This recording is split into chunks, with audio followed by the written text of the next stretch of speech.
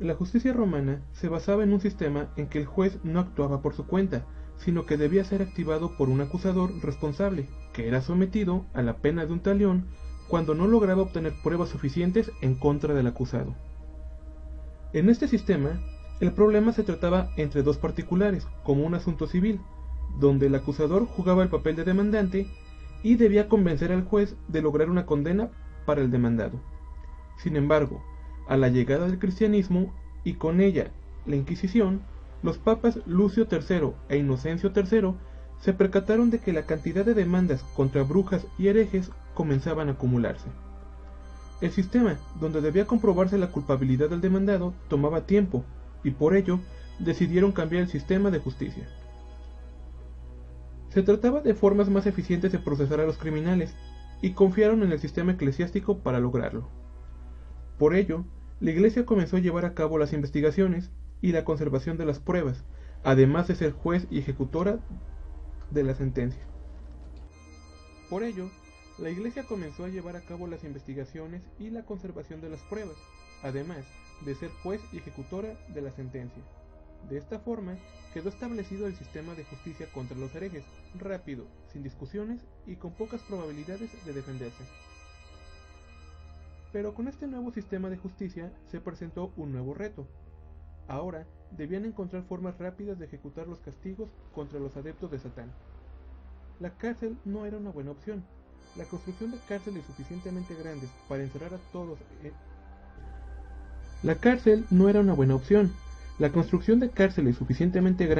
encerrar a todos era una solución demasiado cara. Por no mencionar los costos de alimentación y personal suficientes para mantener el orden. No. Debían intentar formas de asesinar a los culpables, formas originales y aberrantes, que sirvieran de ejemplo para el pueblo y que no se atrevieran a salirse de lo establecido, además de asegurar la balanza a su favor.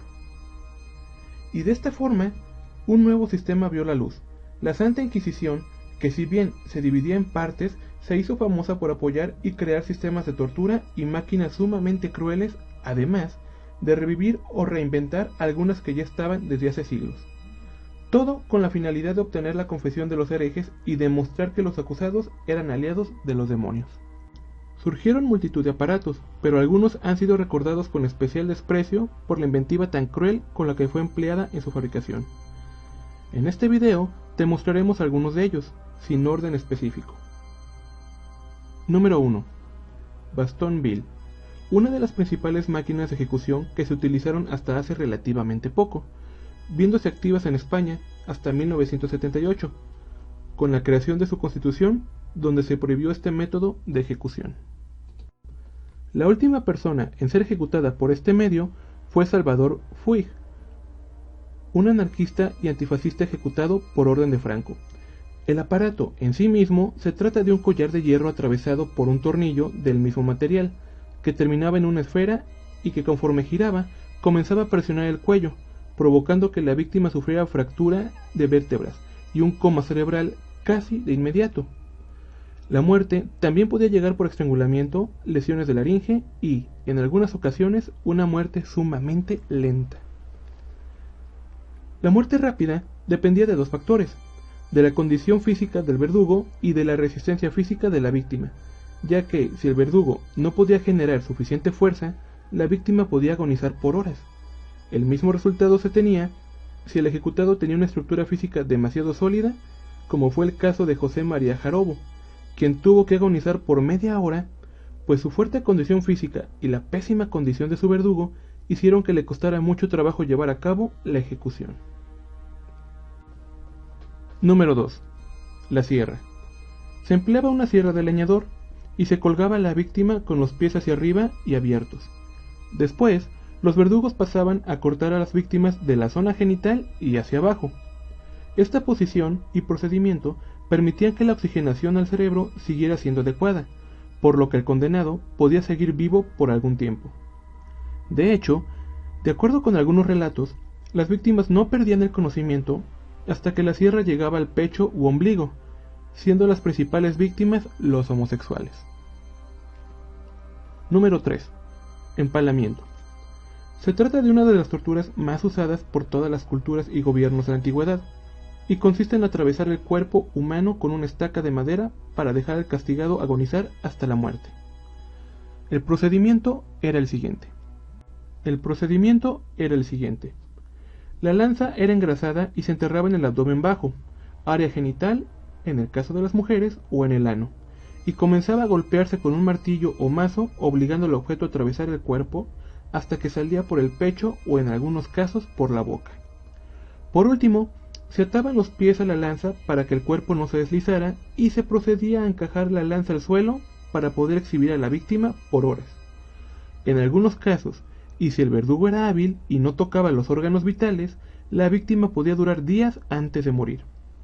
Una variante de esta tortura era el empalamiento por gancho, donde, por medio de la estructura de una horca, se fijaba un gancho de metal afilado, se empujaba a la víctima contra este y era atravesada por el gancho y se le dejaba colgar hasta que moría. Por último, y de acuerdo con algunos relatos, se habla de empalamiento por ganchos fijados en las paredes de las fortalezas, donde se llevaba a las víctimas a lo alto de las bardas y se les dejaba caer para que quedaran fijados en los ganchos a modo de advertencia para los enemigos. Esto dejaba una imagen bastante enferma, de enormes muros con cuerpos colgando y aves de rapiña alimentándose de los cadáveres. Jaulas colgantes. Si bien el propósito de este aparato solo era exhibir al condenado a la vergüenza por delitos menores, los verdugos se dieron cuenta de que también tenía potencial como máquina de tortura y rápidamente comenzaron a darle un uso para darle ejemplo de lo que podía pasar si no te alineabas a la iglesia o al gobierno. El uso se daba desnudando a la víctima, encerrándola en la jaula y finalmente colgarla en algún lugar público, como podía ser una iglesia, una plaza o algún edificio público. Por último, se podía iniciar una hoguera debajo de la jaula para que la víctima muriera por el fuego. 5. La rueda para despedazar. Esta es considerada como la peor por muchos, ya que desde la preparación de esta tortura, el condenado ya sufría dolores inimaginables. Comenzaban rompiendo las extremidades y articulaciones de la persona, además de algunas costillas, con la finalidad de hacer a la víctima lo más flexible posible. Segundo, enredaban y ataban a la víctima a la rueda de una carreta. Una vez que tenían inmovilizada a la víctima entre los rayos de la rueda, esta era colocada en un eje, y a su vez, este eje era encajado en el suelo y se le dejaba a la víctima ahí a la espera de que los insectos y animales salvajes pudieran alimentarse sin que la víctima tuviera derecho a defenderse del ataque. 6. La cuna de Judas. Se trata de una máquina dividida en dos partes. La primera consistía en algunos aros de hierro atados a un brazo de madera o al techo de donde era colgada la víctima. La segunda parte consistía en una pirámide de hierro engrasada. El procedimiento consistía en atar a la víctima desnuda a los aros, la elevaban y la dejaban caer sobre la pirámide a una altura mayor o menor, dependiendo de la información que soltara la víctima. El condenado podía caer sobre la pirámide golpeándose el área genital, el coxis o el ano, dependiendo de la puntería del verdugo, aunque, de acuerdo con algunos textos, muchas veces esta tortura no dependía de cuánta información soltara la víctima, sino de cuánto tiempo quería divertirse el verdugo. Y bien, de nuestra parte sería todo por hoy. Espero hayan disfrutado de este video tanto como nosotros disfrutamos haciéndolo. Si te gustó nuestro trabajo, suscríbete, regálanos un like y recuerda que cada semana tenemos videos nuevos. Deja tu comentario si tienes un tema del que desees saber más. Y sin más que agregar, agradecemos tu atención.